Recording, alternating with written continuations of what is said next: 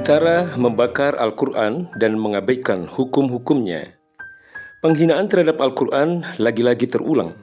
Kali ini pelakunya adalah tokoh ekstremis anti-Islam, pendiri gerakan sayap kanan Denmark, Rasmus Paludan. Dia secara demonstratif membakar kitab suci umat Islam. Tindakannya dilandasi oleh kebenciannya kepada Islam sekaligus demi menyuarakan kebebasan berbicara. Paludan juga berjanji akan membakar Al-Quran terus-menerus pada setiap hari Jumat sampai Swedia diterima menjadi anggota NATO. Penistaan terhadap Al-Quran yang dia lakukan kali ini mendapatkan izin dari pemerintah Swedia. Bahkan dia mendapat pengawalan polisi baik di Swedia maupun saat dia melakukannya di Denmark. Aksi Paludan bukan yang pertama. Tahun 2019 dia membakar Al-Quran yang dibungkus daging babi. Demokrasi dan Islamfobia. Aksi pembakaran Al-Quran di Swedia adalah tanda makin meningkatnya kebencian kepada ajaran Islam di dunia. PBB pada tahun 2021 menyebutkan tingkat kebencian terhadap Islam terus meningkat.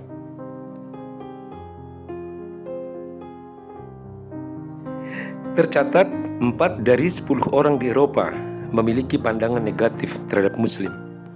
Ini hasil survei antara 2018 dan 2019. Sebuah survei terhadap orang-orang Amerika pada 2017 menemukan bahwa 30% diantaranya menganggap Muslim dalam pandangan negatif. Hal ini terjadi sejak propaganda war on terrorism dan deradikalisasi ajaran Islam yang dilancarkan Barat, pimpinan Amerika Serikat, pasca tragedi 9 November di tahun 2001. Amerika Serikat menuduh Al-Qaeda berada di balik serangan tersebut. Memang banyak yang meragukan runtuhnya gedung WTC adalah akibat serangan teroris dan banyak yang mengungkapkan kejanggalannya. Namun akibat kampanye ini terjadi benar peningkatan kebencian pada Islam dan kaum Muslim. Ironinya, hal ini justru diadopsi para pemimpin negeri Muslim. Aksi pembakaran Al-Quran di Swedia tentu juga merupakan bagian dari hal yang dijamin demokrasi, yakni kebebasan berbicara.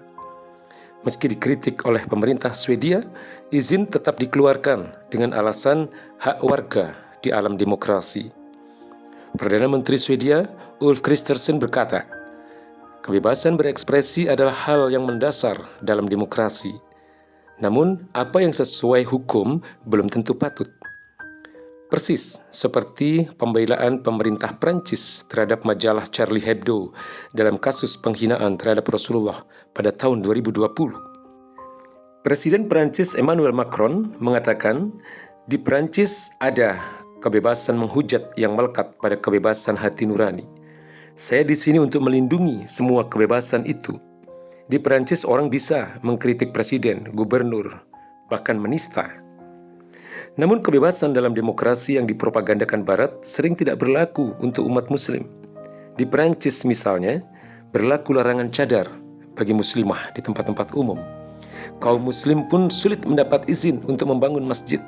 Swedia sampai hari ini juga melindungi kaum Yahudi dan ajarannya dari kritik dan serangan. Karena itu, ajaran demokrasi memang bertolak belakang dengan Islam. Dalam Islam, setiap ucapan dan perbuatan Muslim wajib terikat pada hukum syariah karena berlaku hisab Allah Subhanahu wa Ta'ala atasnya. Tidak ada prinsip kebebasan termasuk menista agama, baik terhadap agama Islam maupun agama selain Islam. Membakar Al-Quran adalah kejahatan besar. Tindakan membakar Al-Quran dengan tujuan menghinakannya adalah dosa besar. Jika pelakunya Muslim, maka ia telah kafir. Qadhi Iyad menyatakan, ketahuilah siapa yang merendahkan Al-Quran atau terhadap mushaf, sesuatu yang ada di dalam Al-Quran atau mencela keduanya, maka ia telah kafir berdasarkan ijma' kaum muslimin. Jika pelakunya kafir zimmi dan orang kafir yang terikat perjanjian dengan kaum muslim, maka tindakannya telah membatalkan perjanjiannya. Dan hilang pula jaminan keamanan bagi si pelaku sehingga dapat dijatuhi hukuman mati. Demikianlah pendapat dari Imam Asy-Syafi'i. Terhadap negara-negara kafir yang mendukung dan melindungi para pelaku penistaan Al-Quran, kaum muslim seharusnya memutus hubungan diplomatik dengan mereka, lalu mengancam untuk menyerang segala kepentingan mereka. Dalam sejarah, Khalifah Sultan Abdul Hamid II mengultimatum Inggris dan Prancis yang pada saat itu berkehendak memberikan izin pementasan drama yang menghina Rasulullah Shallallahu Alaihi Wasallam.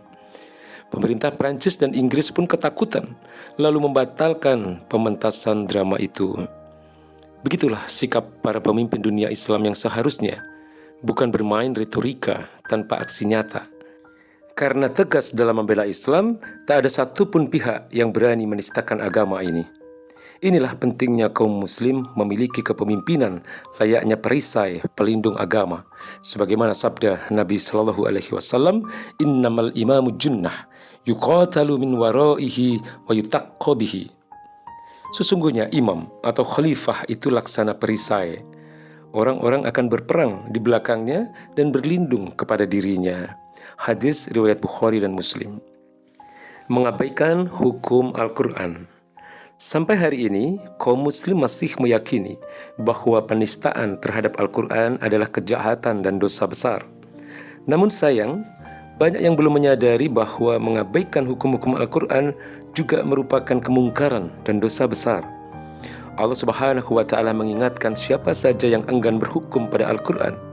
Allah berfirman, "Wa man lam yahkum bima anzalallahu fa ulaika humul kafirun." Siapa saja yang tidak berhukum pada apa yang telah Allah turunkan, maka mereka adalah kaum kafir. Surat Al-Maidah 44. Setelah mengimani Al-Quran, setiap muslim dituntut untuk melaksanakan hukum-hukumnya. Jangan seperti kaum Bani Israel yang mengabaikan hukum-hukum yang terdapat di dalam Taurat, sehingga Allah menyamakan mereka seperti keledai yang membawa buku. Allah Subhanahu wa Ta'ala berfirman, "Matsalul ladzina hummilut Taurah tsumma lam yahmiluha kamatsalil khimar yahmilu asfaro. Bi'sa matsalul qaumil ladzina kadzabu biayatillah wallahu la yahdil qaumadz zalimin."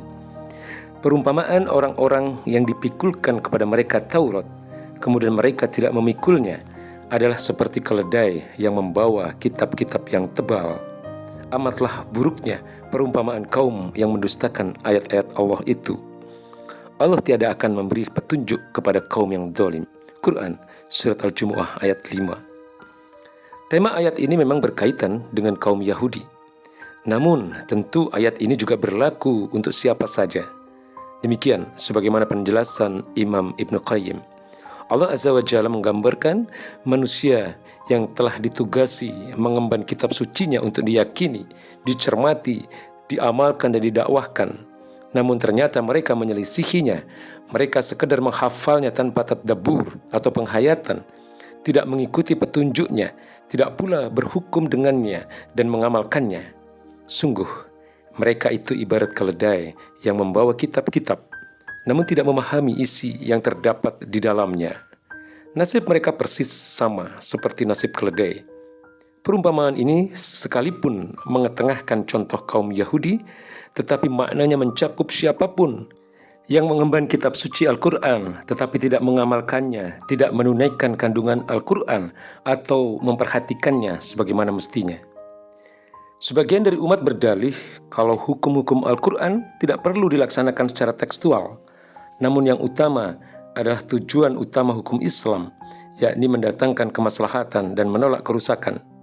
Misalnya, hukum penjara sah untuk menggantikan hukum potong tangan bagi pencurian, hukum kisos, dan sebagainya.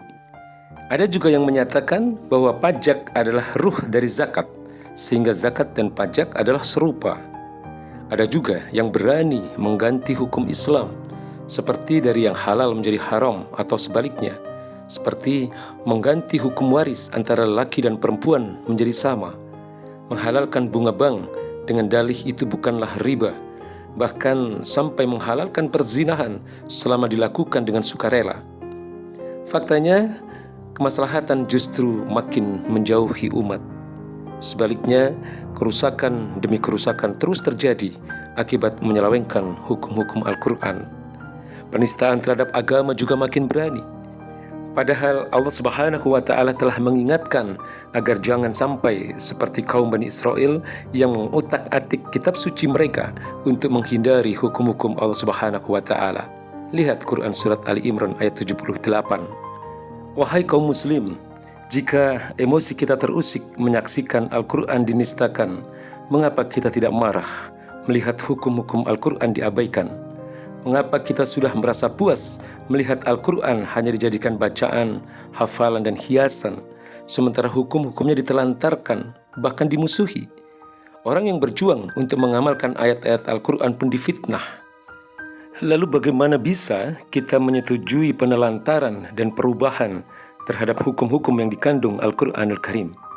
Bukankah ini merupakan dosa besar juga? Allah Subhanahu wa Ta'ala berfirman, Innama kana qaulal mu'minina idza du'u ila Allahi wa rasulihi liyahkuma bainahum ay yaqulu sami'na wa ata'na wa ulaika humul muflihun. Sungguh jawaban orang-orang beriman itu jika kepada mereka dipanggil untuk kembali kepada Allah dan Rasul-Nya agar Rasul menghukum dan mengadili di antara mereka, maka ucapan mereka adalah kami mendengar dan kami patuh. Mereka itulah orang-orang yang beruntung.